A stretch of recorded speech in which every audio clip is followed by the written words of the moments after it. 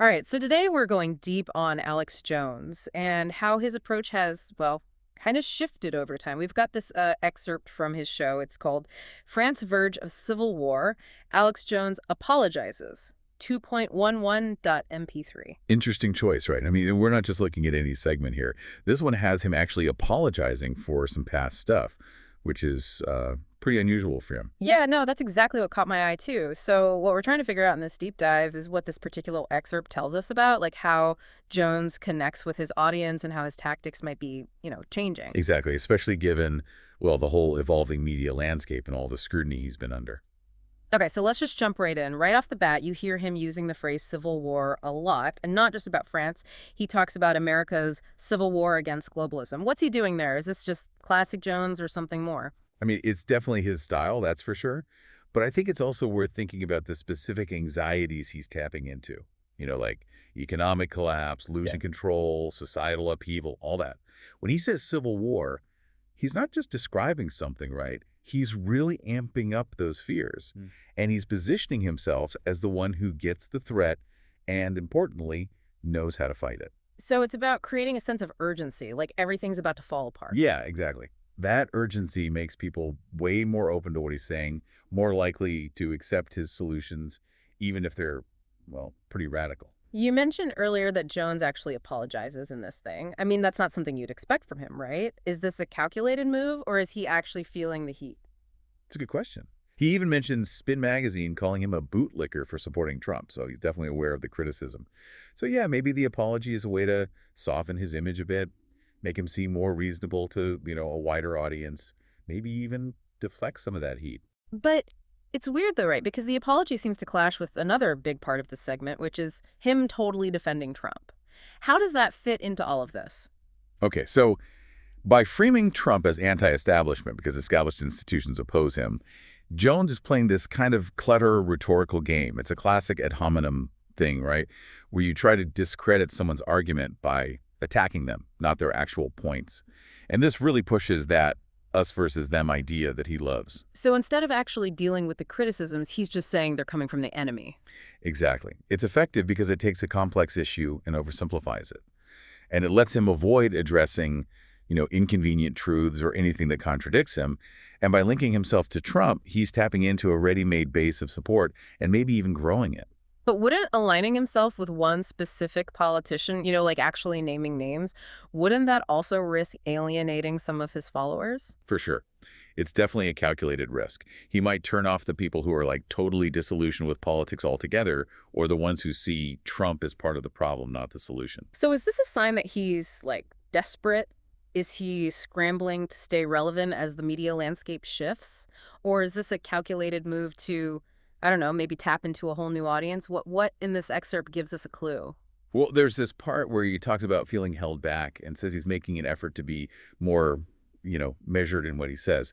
On the one hand, this could be him genuinely trying to broaden his appeal, but it could also be this really shrewd tactic to seem more credible, even while he's pushing the same basic message. So it's like he's trying to walk this tightrope, appealing to his base, but also trying to bring in new people. Exactly. And that tension between those two goals, that's something you see all through this excerpt. Speaking of his base, there's this moment where he goes off about swimming in Barton Creek and getting an ear infection, and then he uses this story to start talking about his health regimen. It seems so random. But is it? What's going on there? That seemingly random story, it's actually pretty clever. See, by sharing this personal anecdote, he's creating a sense of intimacy with his audience, Like he's saying, hey, I'm just like you. I get ear infections too. This makes him seem more human, more approachable, even while he's promoting some pretty out there theories. It's disarming, isn't it? It's like you're just chatting with a buddy, not listening to someone who believes in government mind control and stuff. Yeah, you got it. It lowers your guard and makes you more open to his message. And notice how he ties that ear infection back to this whole idea of him being under attack. He even talks about his health regimen as fighting back. It's subtly reinforcing this idea that he, and by extension his listeners, are constantly battling these hidden forces. So even a little story about swimming in a creek is actually designed to support his bigger message. You're catching on. It's all about building a narrative, creating this world where he and his followers are the heroes, fighting against this corrupt and oppressive system. So we've uncovered quite a bit about Jones's tactics just from this one little excerpt. From the fear-mongering to aligning himself with Trump, from seemingly personal stories to carefully crafted rhetoric, it feels like there's always more to uncover. Let's take a minute to sort through all this and see what else we can find.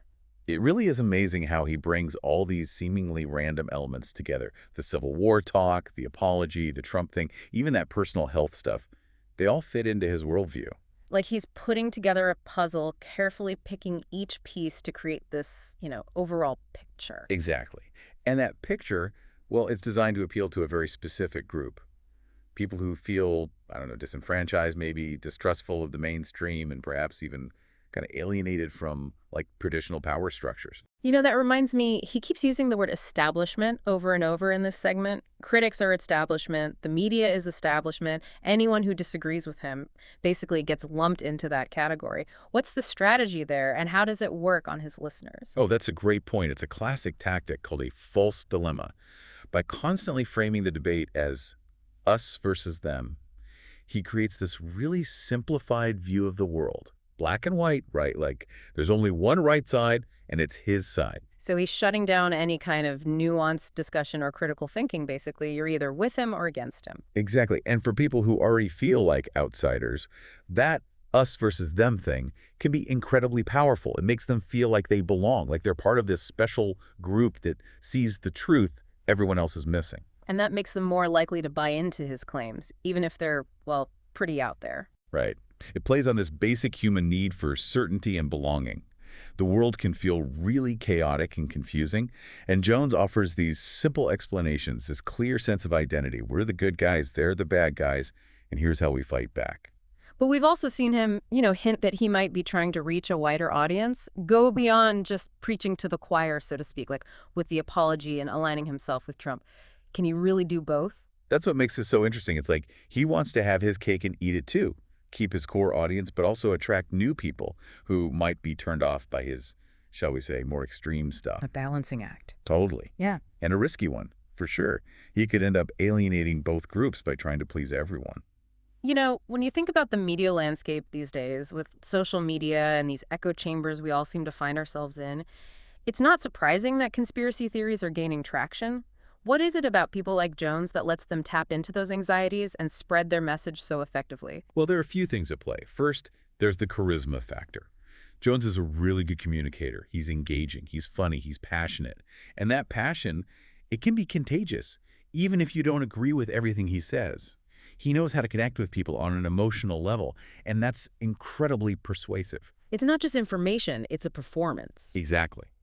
And people are drawn to that. They want to be entertained. They want to feel something, and Jones gives them that. What about the conspiracy theories themselves? What makes them so appealing, even when they, don't make a lot of sense? Conspiracy theories offer this feeling of control, especially when the world feels, well, out of control. They give you simple explanations for complex events, and they make you feel like you're in the know, like you're part of this select group that sees the truth everyone else is missing. So it's not just the information, it's the feeling it gives people. Exactly. The emotional payoff.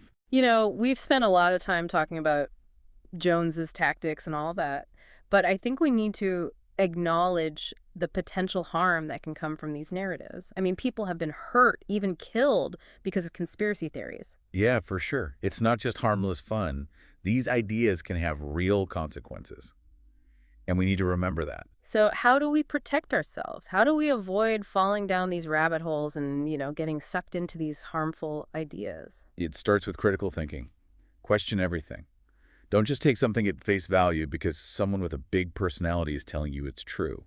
Check your sources, look for different perspectives, and be wary of things that sound too good to be true or just confirm what you already think.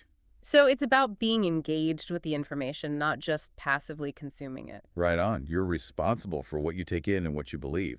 This has been, well, eye-opening, to say the least.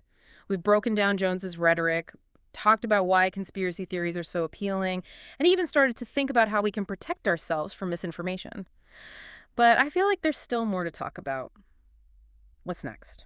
We've been really focused on Alex Jones, but this isn't just about him. Absolutely. You're right. It's bigger than one guy. Yeah. We're really talking about how misinformation spreads and what that means for all of us. Figures like Jones, well, they're just one part of this whole system. Okay, so how do we deal with this? As listeners, as people taking in all this information, how do we make sense of it all? We talked about being critical, about questioning everything, but how do we actually do that day to day? Yeah, it's tough, no doubt. Especially these days, we're just bombarded with information from every direction. But here's something practical. Think about your sources. Like, where are you getting your information from? Are they reliable? Do they have a good track record? Are they upfront about their biases? Makes sense. It's like checking the nutrition label before you buy food, right? You got to know what you're putting into your mind, just like what you're putting in your body. Exactly. And just like with food, there's a lot of junk information out there. It might look tempting, but it can be bad for you in the long run. So, how do we get better at this? At figuring out the good information from the bad? What's the trick? Honestly, it takes time and practice. But a good starting point is diversifying where you get your information. Don't just rely on one source for everything. Look for different points of view, even ones you might not agree with. That's a good point. It's so easy to get stuck in that bubble, surrounded by people who all think the same way.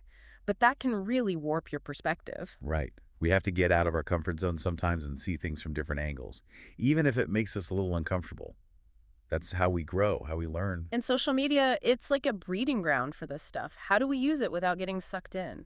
Oh, social media can be great, don't get me wrong, connecting with people, sharing information, but it's also, well, it's where a lot of this misinformation lives.